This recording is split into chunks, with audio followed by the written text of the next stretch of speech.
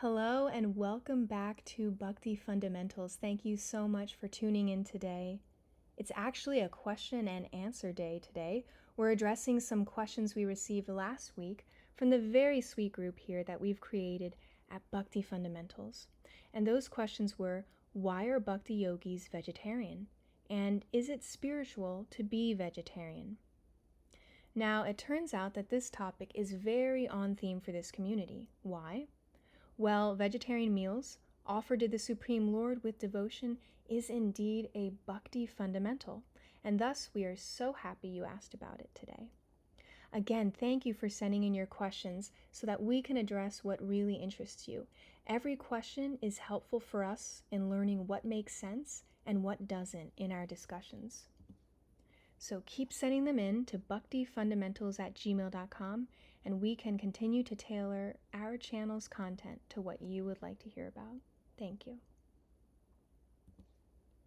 Also, on the note of today's topic about vegetarianism, we are thinking of including some simple and easy to follow vegetarian cooking videos on our channel. For those of you that want to try out vegetarianism, even for a little while, we are hoping these videos will give you some quick and easy recipe inspiration, so stay tuned for that. And now, let's jump right into it and give you some food for thought, if you will, to stay on theme with food. Why are we vegetarian in Bhakti Yoga? There are many reasons why, actually, but two very compelling ones are, one, that we try to cultivate having spiritual vision in Bhakti Yoga, and two, that we try to cultivate mercy or compassion for all living beings, even for ones in bodies that look decidedly different from our own. Let's remember back, if we can, to the very first lesson that we learn in spiritual life and from the Bhagavad Gita, that we are not our material bodies or our material minds. Instead, we are the spirit soul, or jiva, or atma, within these material bodies. This knowledge falls under the category of jiva tattva, the nature of the living entity. But jiva tattva does not only refer to jivas in human bodies, it extends to all living beings.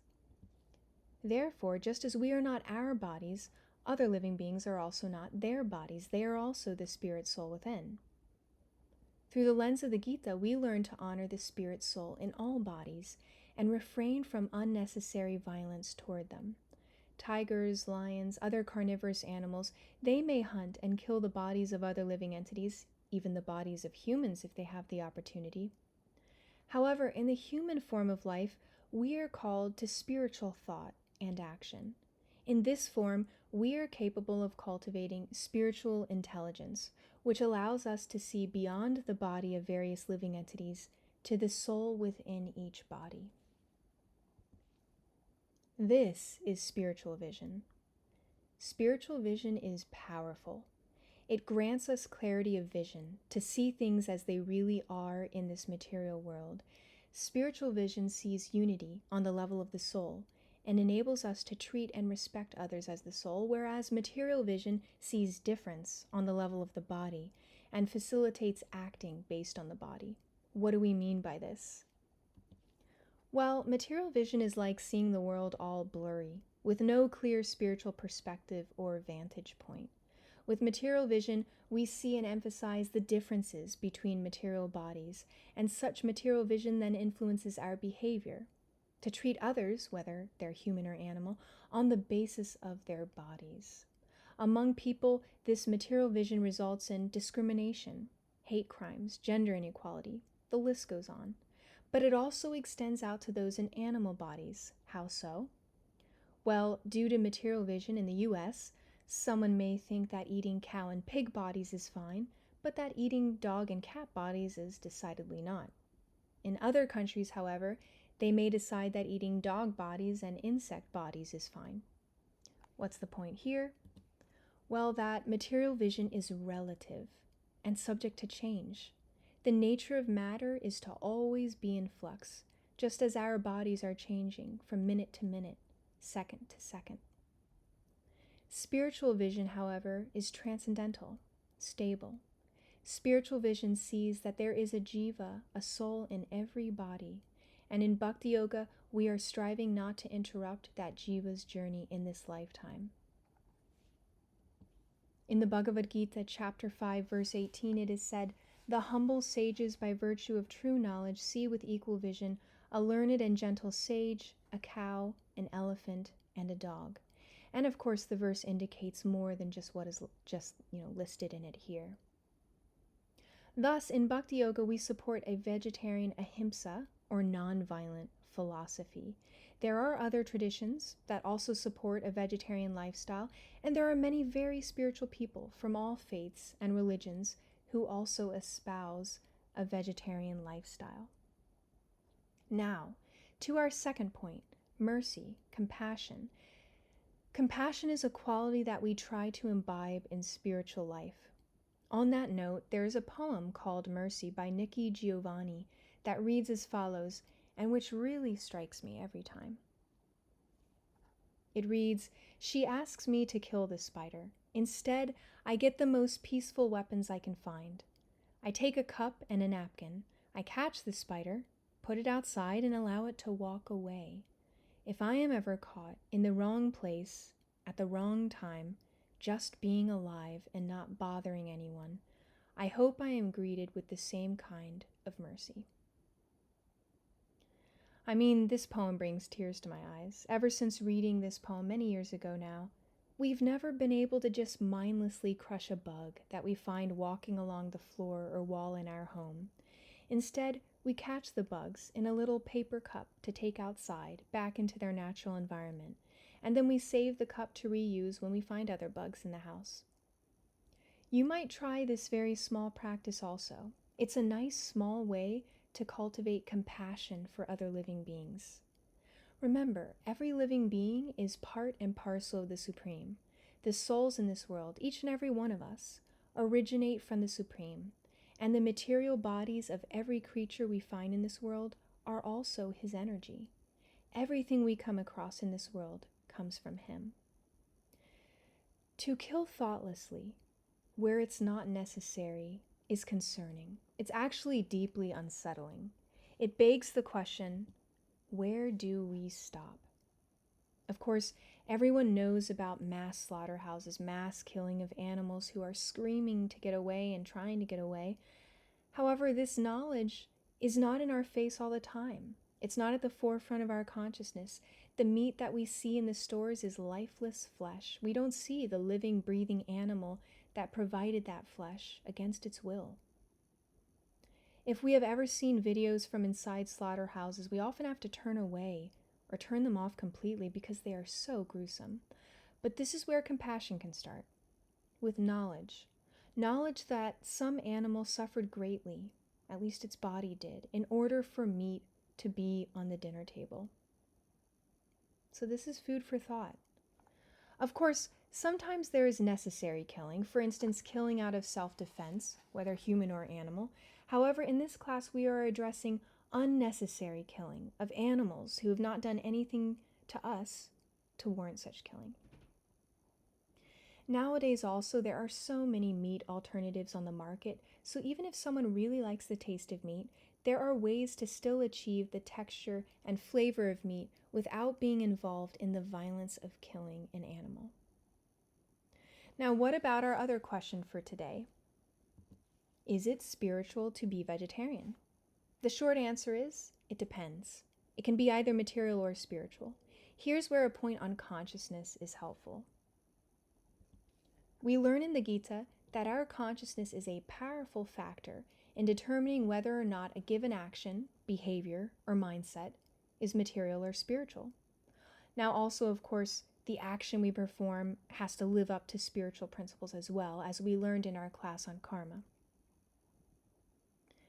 Now remember back to our class on mantra meditation about how important consciousness is, and we talked about purifying our consciousness.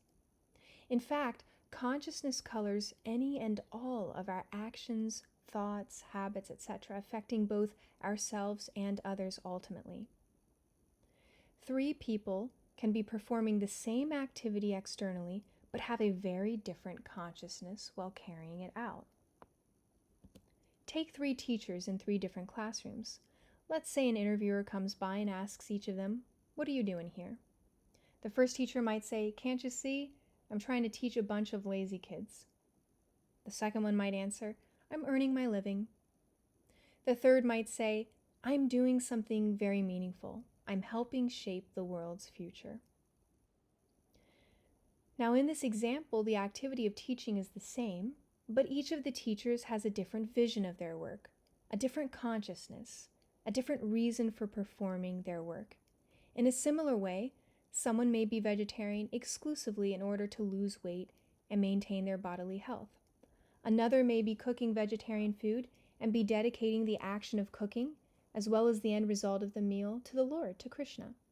The first reason is material, if bodily health is the only reason for being vegetarian, and the second one is spiritual. Now, these two reasons can coexist. Spiritual life harmonizes our lives with the Supreme. But the point here is that the differentiating factor in the teacher example and the example of different reasons to be vegetarian is that consciousness matters. Krishna, the Supreme, knows our intent behind everything in life. Seated in our hearts, he knows us better than we know ourselves. And he actually wants the best for us, which is why he gives us helpful instructions in the Bhagavad Gita. In the Gita chapter 9, for instance, Krishna says, "If one offers me with love and devotion a leaf, a flower, a fruit, or water, I will accept it." Thus, in Bhakti Yoga, cooking actually becomes a sacred action, an act of devotion. We make vegetarian meals as devotional offerings to Krishna the Supreme, and then that food is subsequently known as prasadam, literally a word meaning mercy. Prasadam is the Lord's mercy because every component of the meal comes from him and actually originally belongs to the Supreme, but he's allowing us to use what he provides to us as a devotional service, as an offering to him. Now, how do we do this? We make cooking a service to the Lord by remaining conscious of Krishna throughout the cooking process, which actually infuses our food with love. If we think about it, we can actually taste the difference between food cooked thoughtfully and with love, and food cooked or thrown together in a hurry without much thought. Our consciousness enters our food. We often say, if we're making something for a family member or a friend, that it was made with love. And we can taste that love. Similarly, when we cook with Krishna in mind, that love of ours, reciprocated by him, is infused into the food. Now, in Bhakti Yoga, one interesting point to note is that we try not to actually taste our food as we are cooking because we want to actually formally offer the meal to the Supreme before we ourselves taste it. Thus, after we're finished cooking, we prayerfully offer the meal to the Lord, asking him to please accept the fruit of our labor. Of course, what Krishna actually accepts is our love, our devotion, as we learn in that verse from the 9th chapter of the Gita. We'll show it again. And after offering food to Krishna, the meal is then mercy, prasadam, sanctified food. And we can actually make spiritual advancement by consuming, we say honoring, such sanctified food. Why? Because it's been lovingly accepted by the Supreme. So try out this offering process too, if you would. It can be very simple. For one of your vegetarian meals, prepare it, even if there's no cooking involved. Prepare it as if you're preparing it for the Lord himself, who is sitting at your table. And then offer the prep to him. Invite him to accept the meal you have prepared with love. This little change in consciousness really adds a big spiritual dimension to something so stunningly simple as preparing a meal. Even if it's your morning oatmeal or your hummus sandwich for lunch, the prep doesn't have to be very complicated or involved. As with everything in bhakti, it's the consciousness behind our actions that determines its quality, really. There's no service, big or small. Service is transcendental to material measurement. If we offer even just an apple to the Lord, it becomes a prasadam apple. devotional service is transcendental. Now, interestingly, there are a few verses in the Gita that discuss food and give us a clue as to what is healthy for us, both materially and spiritually. Remember that we mentioned in our class on karma that the scope of the Gita is really impressive. It covers just about everything. Well, in chapter 17 of the Gita, verses 8 to 10, Krishna speaks the following verses to Arjuna. In text 8, foods dear to those in the mode of goodness increase the duration of life, purify one's existence, and give strength, health, happiness, and satisfaction. Such foods are juicy, fatty, wholesome, and pleasing to the heart. In the next verse, foods that are too bitter, too sour, salty, hot, pungent, dry, and burning are dear to those in the mode of passion. Such foods cause distress, misery, and disease. And notice the emphasis on excess there. Too bitter, too sour, too salty, too hot, like that. And in text 10, food that is tasteless, decomposed, and putrid, and food consisting of remnants and untouchable things is dear to those in the mode of darkness. These are very interesting verses, right? We can observe at this point that meatless diets are known for being healthier for our bodies. There is so much research that points to this, and I won't list it all out here. But from the standpoint of philosophy, such vegetarian food items are considered to be in the mode of goodness, which is the mode in which we aspire to act and live according to in spiritual life. Meanwhile, foods that hurt our bodies, whether temporarily or in the long run, decreasing our health and vitality, are considered foods in the lower modes of passion and darkness. Now that last verse, verse 10, points out that foods that are decomposed or putrid, like the flesh of animals, who knows how fresh it is, right?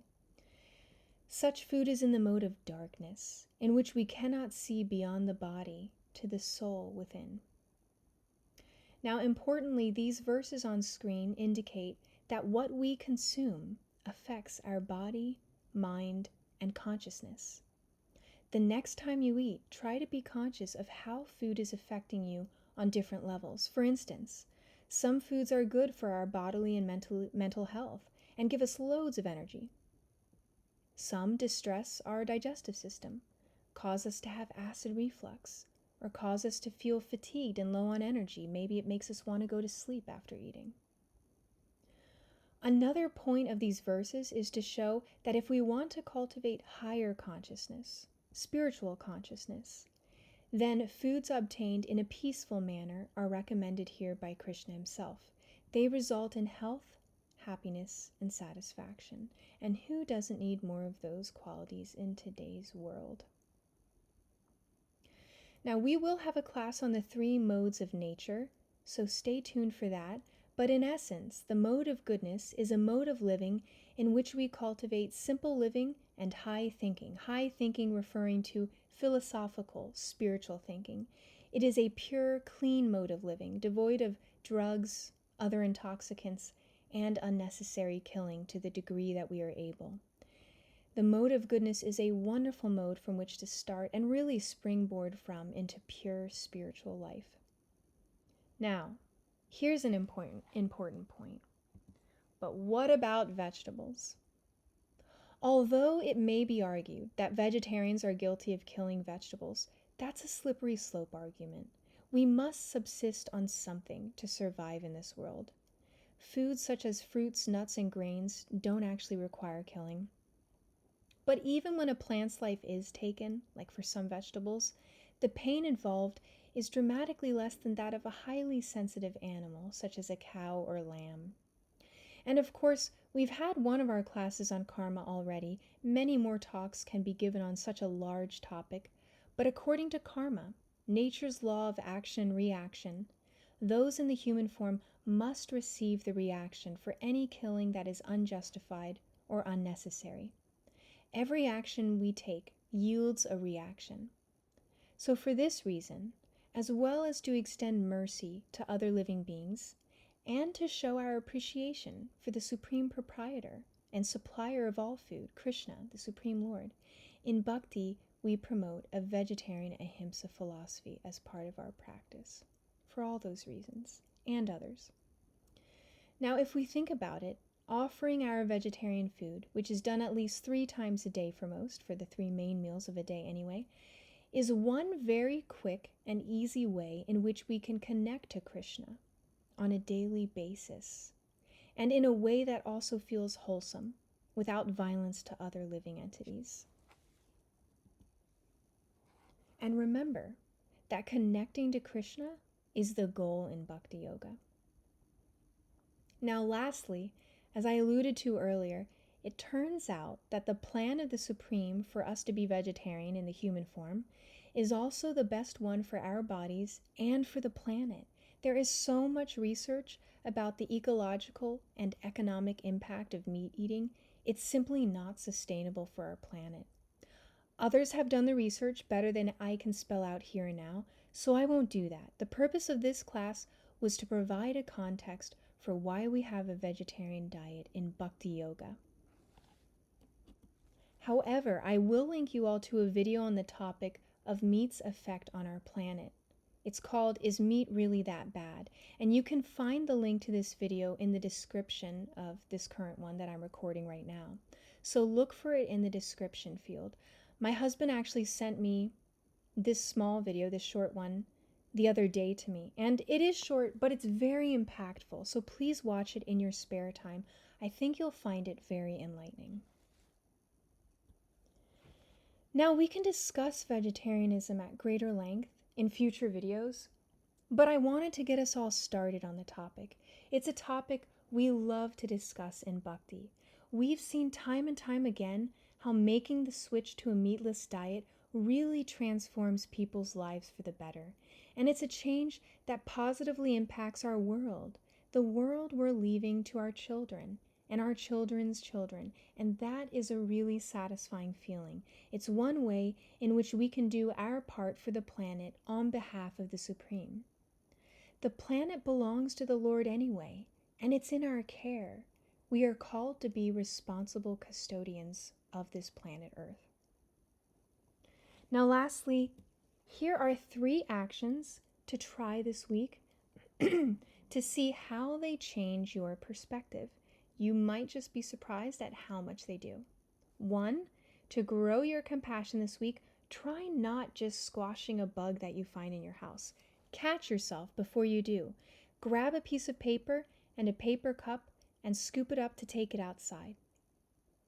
2, try to be vegetarian for a day this week or for the whole week. When starting this out, it's much easier if you plan what your meals will be on your chosen day or on each day of the week. Write us if you need help with that. We have lots of ideas. But challenge yourself to do this, to try it out. You'll prove to yourself that it's doable to be vegetarian. And I bet you'll feel your vegetarian meal and your consciousness is cleaner and clearer as a result. Remember, the food we take in affects our consciousness, in addition to our bodily and mental health. Notice how you feel after your meals this week, whether vegetarian or not. And the 3rd action to try this week, offer your vegetarian meal or meals throughout the week to the Supreme Lord. This means preparing your meals with the Lord in mind, as if you're making it for him and he's right there at the table. This actually makes sense to do, because everything comes from him anyway. Then, after you are done preparing your meal, consciously offer it to the Lord with as much love as you can muster. You can keep your offering prayer as simple as you like. Remember, Krishna accepts our love. He doesn't require the food. He just wants our love. If you try one or all of these 3, email us or comment below to let us know how it goes for you. We're excited to have you try. Thank you for tuning in today.